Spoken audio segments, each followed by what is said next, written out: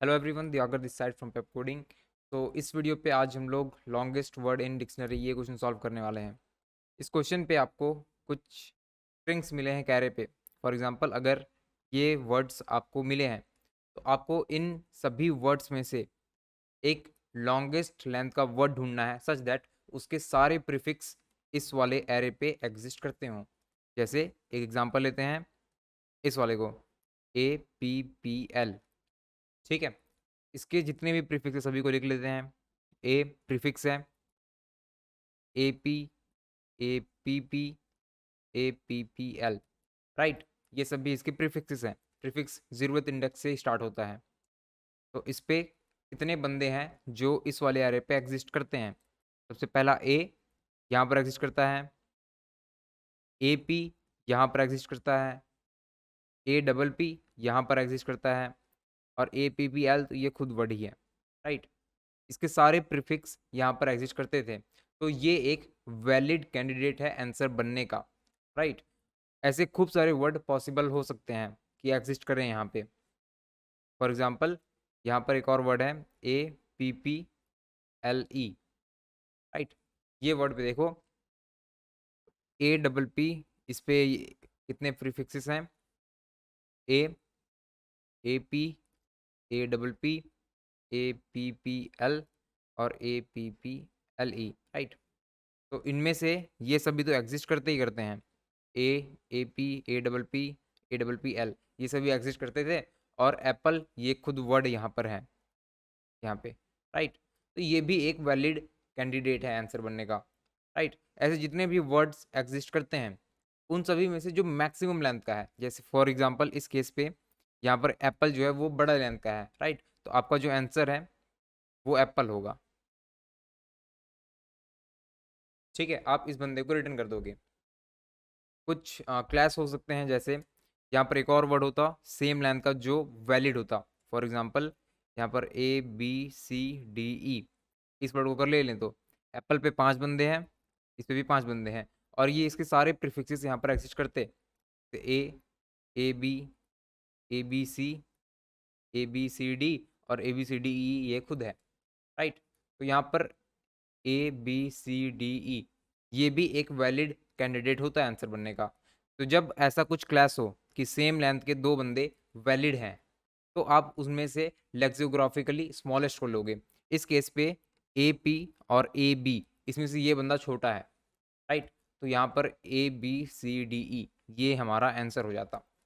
ठीक है, तो जब क्लास करें मल्टीपल आंसर्स हों सेम लेंथ के, तो आप उनमें से स्मॉलेस्ट वाले को लोगे, लेक्सोग्राफिकली स्मॉलेस्ट वाले को लोगे। दूसरा हो सकता है कि आपके पास आंसर ही ना हो, मतलब आपके पास कुछ स्ट्रिंग होते हैं एरे पे।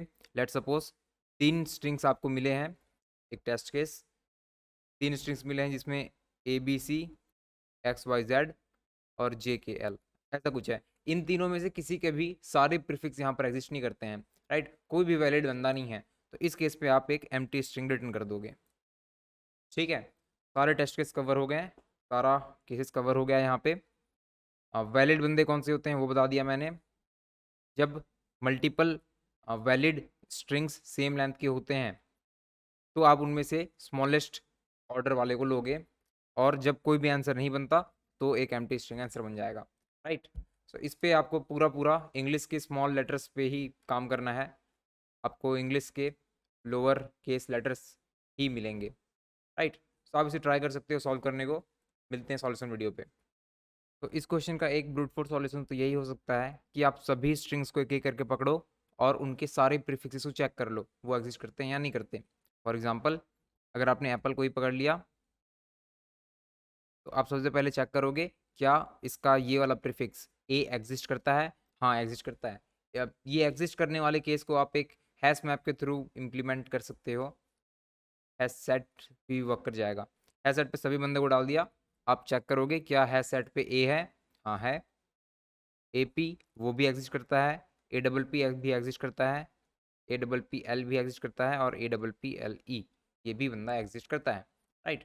तो ये एक वैलिड आंसर है, और ये वैलिड आंसर को आप ऑन द गो मेंटेन करके भी चल सकते हो, राइट।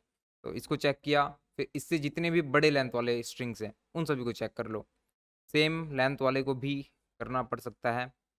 तो APPLY की बारी आएगी तो आप पहले चेक करोगे। अब देखो यहाँ पर ना फिर से चेक करोगे, ब्रूट फोर्स अप्रोच की अभी बात कर रहे हैं, तो यहाँ पर इसके सभी वैलिड प्रीफिक्सेस को आप दोबारा चेक करोगे, जिसमें ए रिपीट हो गया, राइट। ए के लिए आपने दोबारा चेक किया, AP आपने दोबारा चेक किया, APP फिर चेक किया, APPL, और फिर आखिरी पे जाके आपको गलत आंसर मिल गया कि यार ये बंदा भी एग्जिस्ट करता है, राइट। ये बंदा भी एग्जिस्ट करता है, दोनों ही वैलिड थे। तो इन दोनों दोनों ही बंदे वैलिड हैं, सेम लेंथ के भी हैं, तो स्मॉलेस्ट को आप मेंटेन कर सकते हो, राइट।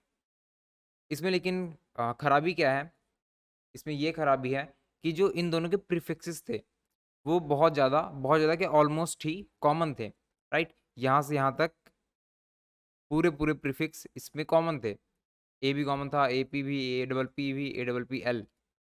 तो इन प्रीफिक्स को पहले बनाने के लिए स्ट्रिंग पे बनाने के लिए आपको इसकी लेंथ जितना काम करना पड़ेगा, और फिर हैश सेट के हेल्प से चेक करोगे तो वो भी कुछ एक्स्ट्रा वर्क करेगा। बेसिकली यहाँ हर बार आप सेम चीज़ को, सेम वर्ड को चेक कर रहे हो, तो इवन वो O(1) पे वर्क करे, ये मल्टीपल टाइम्स वर्क होगा। जैसे यहाँ पर अगर और वर्ड होता कुछ, APPLA, APPLB, APPLC, ऐसे होते रहता है खूब सारा, तो आप हर वर्ड को रिपीटेडली चेक करते, राइट। तो अभी हमारा मेन फोकस क्या होगा, हमारा मेन फोकस इसी को रेड्यूस करने पे होगा। जो कॉमन प्रीफिक्स यूज़ करते हैं हम उनके लिए सिर्फ एक बार ही चेकिंग करेंगे, मल्टीपल टाइम्स चेक नहीं करेंगे। मतलब क्या है इसका, तो इस टेस्ट केस पे देख लेते हैं। यहाँ पर दो बंदे हैं जो एक सेम प्रीफिक्स को शेयर कर रहे हैं, APP के बाद Y, APP के बाद E, राइट। तो इसके मैं इतने प्रीफिक्स तक कॉमनली चेक करूंगा। ए एग्जिस्ट करता है, हाँ करता है। AB भी एग्जिस्ट करता है, APP भी एग्जिस्ट करता है, APPL भी एग्जिस्ट करता है। इसके बाद यहाँ पर से मुझे मिला कि यार Y भी अलग वर्ड है, E भी अलग वर्ड है। तो इतने तक कॉमन के लिए मैंने एक बार चेक किया। अब आगे का काम सिर्फ अलग अलग होगा दोनों का। APPLY ये वर्ड वैलिड है, और APPLE ये वर्ड भी वैलिड है, ठीक है। तो यहाँ पर जाके काम डिस्ट्रीब्यूट होगा, राइट। यहाँ पर और भी अगर देख लें कुछ वर्ड्स, तो आप इन्हें और भी ज़्यादा छोटा कर सकते हो। कैसे, सिर्फ दो ही वर्ड नहीं हैं जो कॉमन प्रीफिक्स को यूज़ कर रहे हैं, इसमें और भी ढेर सारे वर्ड हैं। फॉर एग्जाम्पल सबसे पहला वर्ड तो ए खुद ही है, राइट। ए के बाद AP, AP ये दोनों भी अलग ही वर्ड हैं। ये एक अलग वर्ड है। इस प्रीफिक्स को, इस वर्ड को ही एक ऐसे प्रीफिक्स यूज करने वाला AP है, राइट। और फिर इस पूरे पूरे को यूज करने वाला APP है, फिर APPL, फिर APPL के बाद Y और E अलग अलग, राइट। तो जहां पर भी प्रीफिक्स की बात आती है तो हम उसे ट्राई से इजिली मेंटेन कर सकते हैं, राइट। ट्राई में बेसिकली क्या होगा, हम यहाँ तक शेयर्ड नोड यूज़ करेंगे और फिर आगे जाके काम डिस्ट्रीब्यूट हो जाएगा दोनों पे, राइट। सो एक बार ही देखते हैं इसे हम ट्राई पे अगर इम्प्लीमेंट करना चाहते तो कैसे करते हैं। तो बेसिकली एक रूट बन जाता और यहाँ पर सभी वर्ड्स को मैं रजिस्टर कर देता। तो ए पहला वर्ड रजिस्टर हो गया, ये बंदा एक एंडिंग है। इसके बाद बनाना, तो BANA,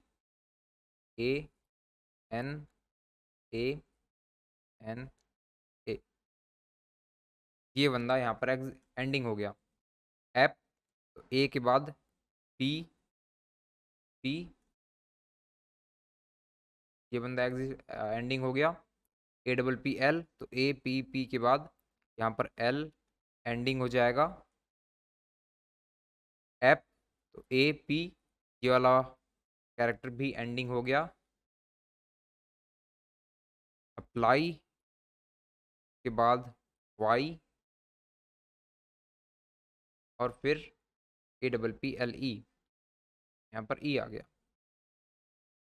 राइट। तो ले देखिए ये पूरा पूरा मेरा बन गया ट्राई।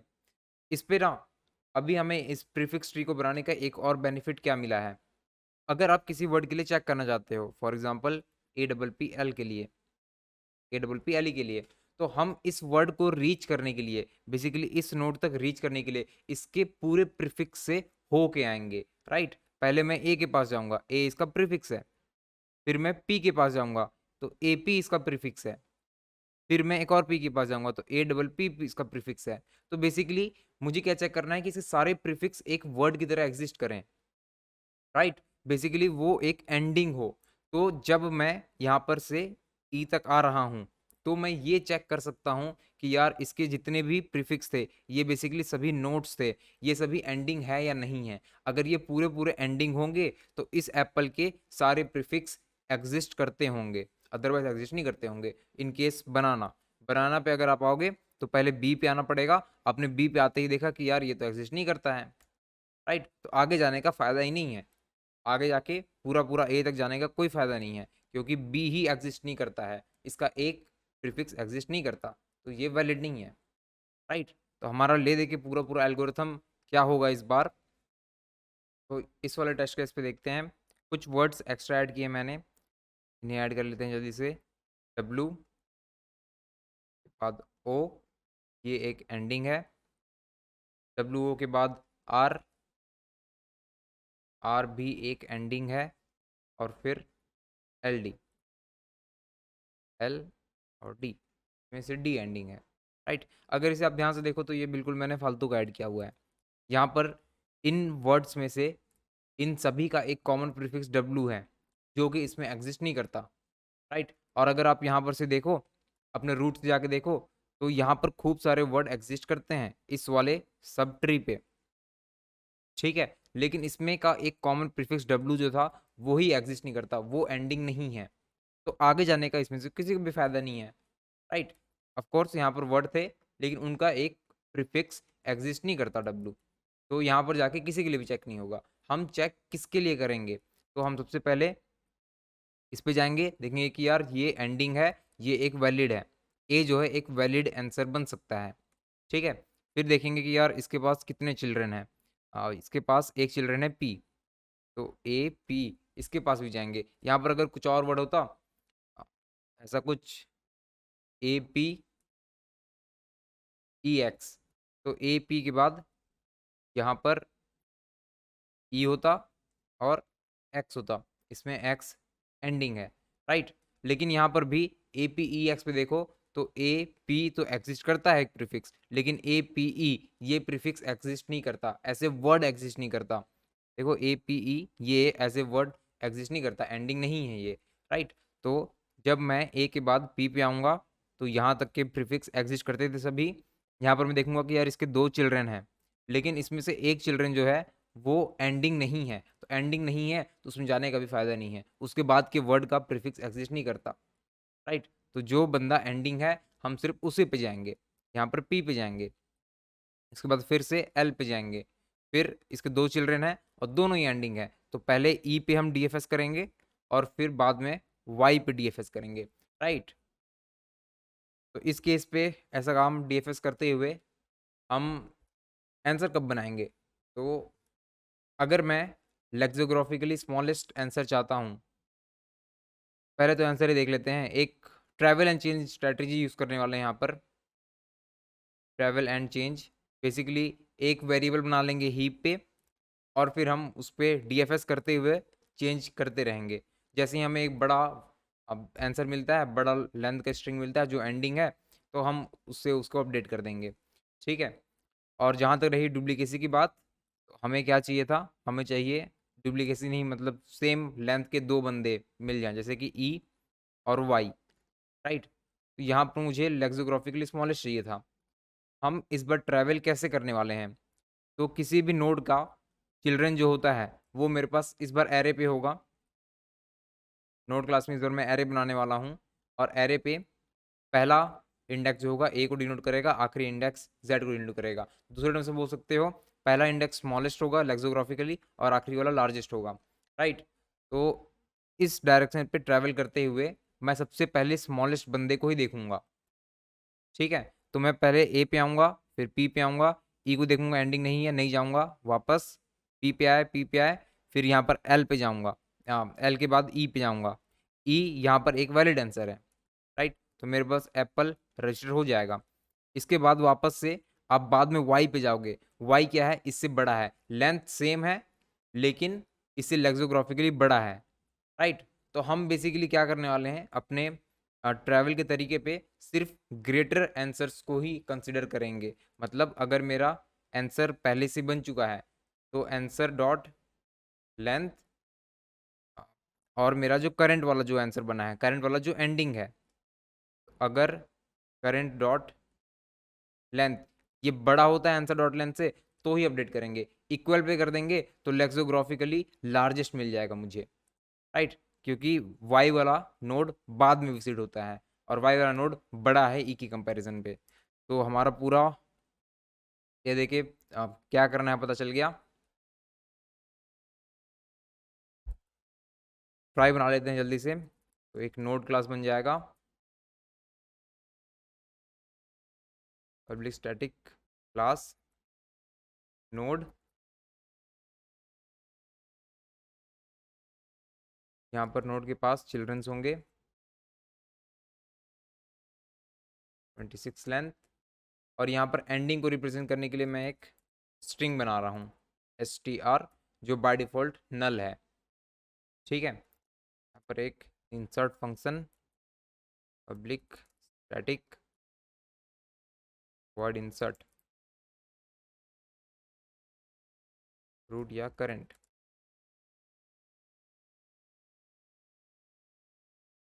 इस वर्ड पे आइटरेट करते हुए उसे इंसर्ट कर लेंगे।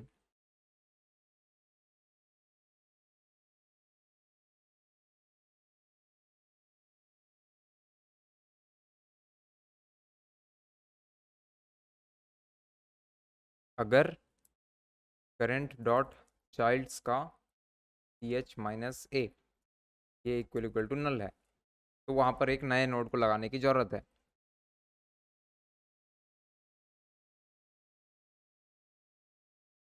और फिर करंट इक्वल्स टू हम उसके अपडेट कर देंगे, राइट। लास्ट पे जाके अब मुझे एंडिंग भी बनाना है तो इसके स्ट्रिंग पे मैं एस को रख दूंगा। बाकी जितने भी इंटरमीडिएट नोड्स हैं उन सभी के पास नल है, राइट। और जो एंडिंग है उसके पास स्ट्रिंग है पूरा पूरा। अगेन अपने काम पे आते हैं, और एक नोड रूट बन जाएगा। सभी स्ट्रिंग्स को मुझे इंसर्ट करना है, तो स्ट्रिंग एस इन वर्ड्स,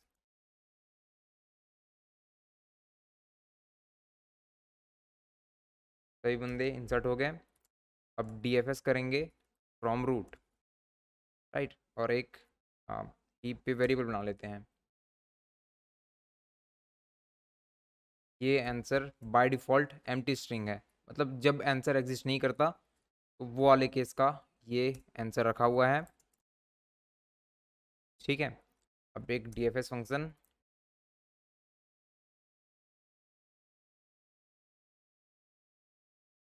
से रूट मिल जाएगा। मुझे इस पे करना क्या है, तो इस मुझे सबसे पहले यहाँ से स्टार्ट होगा रूट से काम। इसके जितने भी चिल्ड्रन हैं जो एक वैलिड एंडिंग है उस पर मुझे डीएफएस करना है, राइट। तो पहले हम ए पे जाएंगे। ए क्या करेगा, एग्जैक्ट सेम काम, इसके जितने भी चिल्ड्रंस हैं जो एक एंडिंग है उस पर चले जाएगा, और हमें आंसर भी इसी में बना लेना है, ठीक है। अगर करंट वाला बंदा जो है उसका length greater than answer dot length है तो हम अपडेट कर देंगे आंसर को,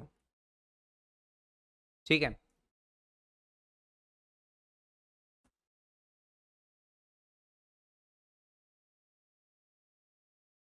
इस रूट के सभी चाइल्ड पे एट्रेट करना है मुझे, रूट डॉट चाइल्ड्स पे एट्रेट किया।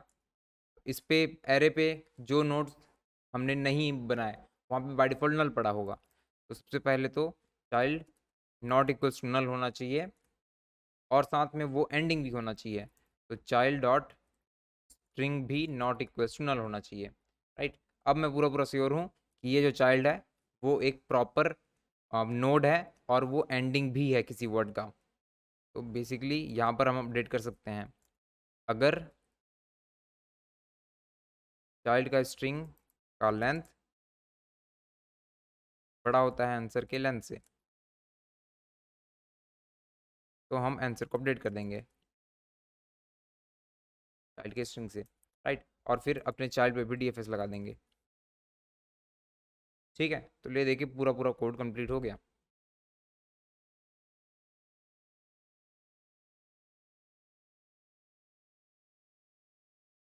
कहीं पे गलती है, non static variable number 28।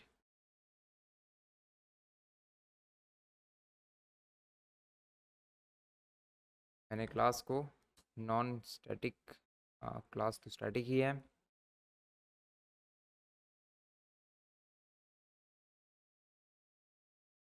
Child answer मैंने स्टैटिक नहीं बनाया।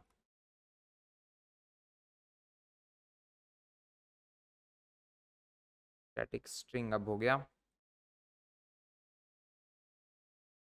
ये करेक्ट काम कर रहा है।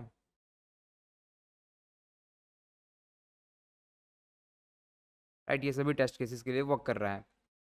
तो इस लॉजिक पे अभी हम एक जगह इम्प्रूवमेंट कर सकते हैं। इस पे हम क्या इम्प्रूवमेंट कर सकते हैं, तो अभी मेरा जो कोड है यहाँ पर तो ऐड करने का काम, इंसर्ट का काम, उसके बाद जो डीएफएस है इसमें मैं बेसिकली सभी चिल्ड्रंस पे उसके आइटरेट करता हूँ एक बार, राइट। इस पे नल वाले को इग्नोर करता हूँ, जो नल नहीं है उन पे फिर मैं जाता हूँ आगे, राइट। तो अगर मैं ऐसा कुछ कर लूँ कि नल वाला केस ही ना आए, मतलब एक एरे पे ए वाला नोड एक वैलिड चाइल्ड है, उसके बाद नल, के बाद नल, ऐसे खूब सारे नल पड़े हुए हैं, आखिरी में कोई एक्स नोड है, फिर से पूरे पूरे नल पड़े हैं। तो मुझे कॉल तो दो ही बंदे पे करना है, एक्चुअली में चेक करना है दो बंदों पे, ए वाले चाइल्ड पे और एक्स वाले चाइल्ड पे चेक करना है ये दोनों वैलिड एंडिंग है या नहीं है। लेकिन मेरा जो अभी का लॉजिक है वो इन सभी पे आइटरेट करते हुए आगे बढ़ेगा, राइट। तो अगर मैं किसी तरीके से डायरेक्टली सिर्फ वैलिड नोट्स पे ही पहुंच जाऊं, ए पे और एक्स पे, तो मैं बहुत सारे फालतू के आइट्रेशंस रोक सकता हूँ, जो फालतू आइट्रेशन नल वाले हैं, राइट। और अगर आ, हो सके तो मुझे ये सब वर्ड्स की भी ज़रूरत नहीं है जो एंडिंग नहीं है, राइट। क्योंकि मुझे तो पूरा पूरा अपने पाथ पे भी एंडिंग ही चाहिए, मुझे सिर्फ एंडिंग वाले से ही मतलब है, राइट। तो जो बंदे नल हैं और साथ में जो बंदे एंडिंग नहीं है, उन दोनों को अगर मैं बिना चेक किए किसी तरीके से हटा सकूँ, तो इस कोड से वो ज़्यादा बेटर वर्क करेगा, राइट। और ये वाले केस को भी एक बार वेरीफाई करते हैं। और क्या मैंने लिखा है, ग्रेटर देन पे सिर्फ अपडेट किया है मैंने। अगर मैं यहाँ पर इक्वल भी लगा दूँ, तो जो सैम्पल टेस्ट केस दिया हुआ है बेसिकली ये वाला टेस्ट केस, इस पे मेरे पास ये दोनों सब ट्रीज हैं, एपेक्स तो नहीं है, इतना है, ठीक है। और इस पे मेरे पास APPLE और APPLY, ये दो बंदे हैं, इन दोनों पे से इन दोनों बंदे बेसिकली वैलिड हैं, एप्पल और अप्लाई, राइट। इन दोनों ही वैलिड हैं, इन दोनों में से लेक्सियोग्राफिकली स्मॉलेस्ट एप्पल है। अगर मैं यहाँ पर इक्वल लगा देता हूँ, तो बाद में पहले तो वो ई पे आएगा, पहले ई पे आएगा अपडेट करेगा, बाद में वाई पे जाएगा, वो देखेगा कि यार आंसर की लेंथ इक्वल है, तो फिर वो अप्लाई को अपडेट करके रख देगा, राइट। तो यहाँ पर अगर मैं जहाँ चेक कर रहा हूँ करंट वाला जो स्ट्रिंग है उसका लेंथ ग्रेटर है, इक्वल्स भी लगा दूँ तो अप्लाई आ जाना चाहिए आंसर पे, राइट। अप्लाई आ रहा है, फिर से हटा दूँ तो एप्पल, राइट, परफेक्ट है। तो आई होप आपको ये एल्गोरिथम और इसका लॉजिक समझ आया होगा। अगर आपको इस वीडियो से कुछ सीखने को मिला तो इसे लाइक करना ना भूलें। मिलते हैं अगले सॉल्यूशन वीडियो पे।